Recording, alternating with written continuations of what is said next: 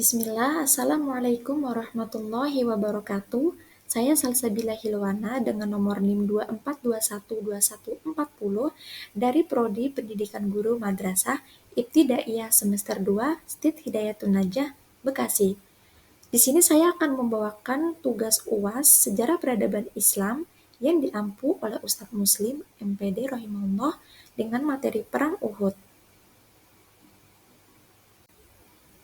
Kemudian kita memasuki kepada sekilas tentang Perang Uhud.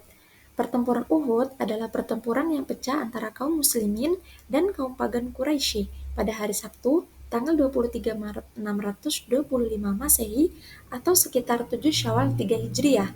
Pertempuran ini terjadi kurang lebih setahun lebih seminggu setelah pertempuran Badar.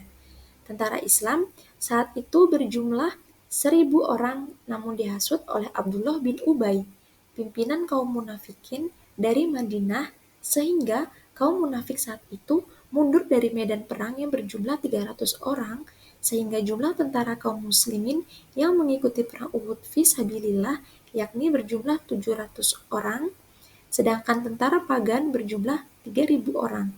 Nah, tentara Islam dipimpin langsung oleh Muhammad, sedangkan tentara pagan dipimpin oleh Abu Sufyan. Disebut pertempuran Uhud karena terjadi di dekat Bukit Uhud yang terletak 4 mil dari sebelah utara Masjid Nabawi dan mempunyai ketinggian 1.000 kaki dari permukaan tanah dengan panjang 5 mil. Di sini di slide berikutnya terdapat sebagai contoh ya, contoh Gunung Uhud. Nah, ini tuh adalah lokasi pertempuran kedua antara Muslim dan Quraisy Mekah di tanggal 23 Maret 625 dan berlokasi di lembah yang terletak di depan Gunung Uhud sekitar 5 mil dari Madinah. Kemudian hasilnya adalah kemenangan Quraisy. Jadi ini adalah bentuk gambaran dari Gunung Uhud ya yang digunakan untuk peperangan Uhud. Kita masuk ke slide berikutnya. Sebelum Perang Uhud, pasukan Muslim berhasil menguasai jalur perdagangan Mekah menuju Syam dan Irak, menyulitkan suku Quraisy yang hanya tersisa jalur ke Habasyah. Madinah telah menjadi basis dakwah dan militer umat Islam. Sementara itu, Quraisy mengumpulkan dana hasil perdagangan untuk membeli perlengkapan perang, dipimpin oleh Abu Sufyan bin Harb. Kaum musyrik di sekitar Madinah sebagian besar memilih berdamai dan tidak ikut berperang.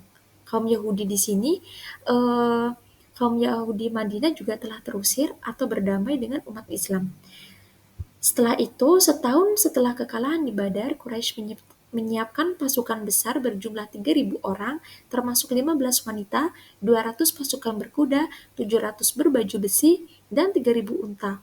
Komando utama dipegang oleh Abu Sufyan dengan Khalid bin Walid dan Ikrimah bin Abu Jahal sebagai pimpinan kavaleri.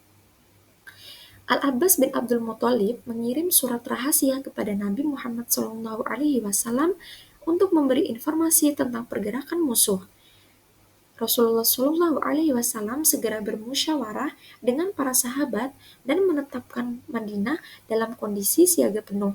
Para sahabat menjaga beliau siang malam dan setiap gerbang kota dijaga ketat.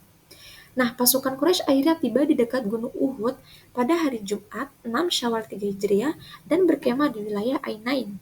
Rencana Hindun untuk menggali kuburan Nabi ditolak karena dikhawatirkan menimbulkan masalah yang besar. Selanjutnya kita masuk kepada jumlah pasukan perang Uhud. Nah, pasukan muslimin berjumlah 700 orang yang terbagi menjadi pasukan infanteri dan pasukan kavaleri, yaitu pasukan pemanah. Jumlah pasukan infanteri sebanyak 650 orang. Jumlah pasukan kavaleri atau pasukan pemanah sebanyak 50 orang. Sedangkan pasukan musyrikin berjumlah 3.000 orang, sebanyak 2.800 orang berasal dari suku Quraisy dan para sekutunya.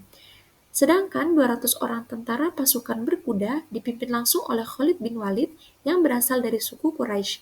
Sebanyak 700 orang memakai baju besi. Pasukan musyrikin dilengkapi dengan 200 ekor kuda dan 3.000 ekor unta. Pemimpinnya adalah Abu Sufyan bin Harb. Para istri dari pemuka suku Quraisy pun turut serta dalam pasukan ini. Di sini kita memasuki kepada strategi peperangan. Nah, pasukan musyrikin berkumpul di perkampungan Asy-Syamghah yang berada dekat dengan kota Madinah. Pasukan ini melepaskan unta dan kuda untuk memakan rumput di ladang yang dimiliki kaum Ansor. Setelahnya, perjalanan mereka dilanjutkan ke Al-Aqiq. Mereka kemudian singgah di bagian bawah dari Gunung Uhud yang jaraknya hanya sekitar 5 mil dari kota Madinah sebelah utara. Pasukan musyrikin dibagi menjadi pasukan sayap kanan dan sayap kiri. Pasukan sayap kanan dipimpin oleh Khalid bin Walid, sedangkan pasukan sayap kiri dipimpin oleh Ikrimah bin Abu Jahal. Sementara itu, panji perang dibawa oleh Tolhah bin Abi Tolhah dari Bani Abduddar. Susunan pasukan dari pasukan musyrikin adalah barisan. Keamanan barisan dilakukan oleh kavaleri dari pasukan sayap kiri dan sayap kanan. Adapun pasukan muslimin, panji dipegang oleh Mus'hab bin Umair. Pasukan berkuda dipimpin oleh Zubair bin Awam dan Mikdad bin Amr, serta Abdullah bin Jubair selaku pimpinan pasukan panah. Kemudian kita lanjut kepada slide berikutnya. Kita masuk ke dalam jalannya pertempuran Perang Uhud. Nah, Perang Uhud diawali dengan duel antara 3 petarung Muslim dan 3 petarung Quraisy yang dimenangkan oleh pihak Muslim. Dalam pertempuran terbuka, pasukan Muslim unggul karena posisi strategis pasukan pemanah di Bukit Rumat yang dipimpin oleh Abdullah bin Jubair yang berhasil menahan serangan kavaleri Quraisy di pimpinan Khalid bin Walid. Namun, situasi berubah saat pasukan pemanah meninggalkan pos untuk mengejar harta rampasan, mengira perang telah usai. Kemudian melihat celah ini, Khalid memutar arah dan menyerang dari belakang, menyebabkan pasukan Muslim terkepung dan akhirnya kalah. Serangan balik Quraisy dari depan dan belakang membuat pasukan Muslim porak-poranda. Nabi Muhammad SAW terluka dan banyak sahabat gugur, termasuk pamannya Hamzah bin Abdul Muthalib yang syahid oleh tembakan Wahsy. Sebanyak 70 sahabat gugur dan dimakamkan di pemakaman Uhud. Kekalahan ini disebut dalam surah Ali Imran sebagai ujian keimanan dan keteguhan hati umat Islam.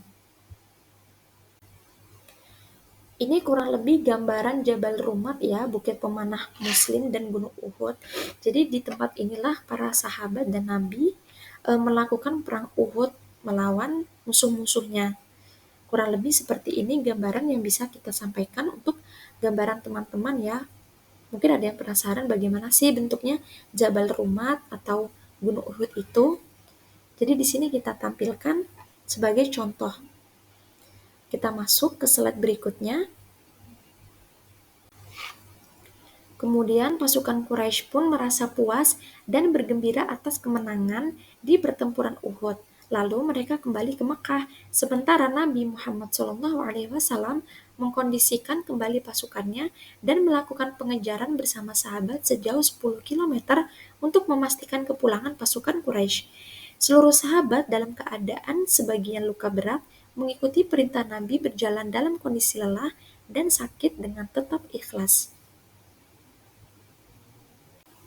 Nah, mungkin sekian yang bisa saya sampaikan. Semoga apa yang bisa diambil dari kisah ini, yang baik-baiknya dapat kita praktekkan di kehidupan kita sehari-hari.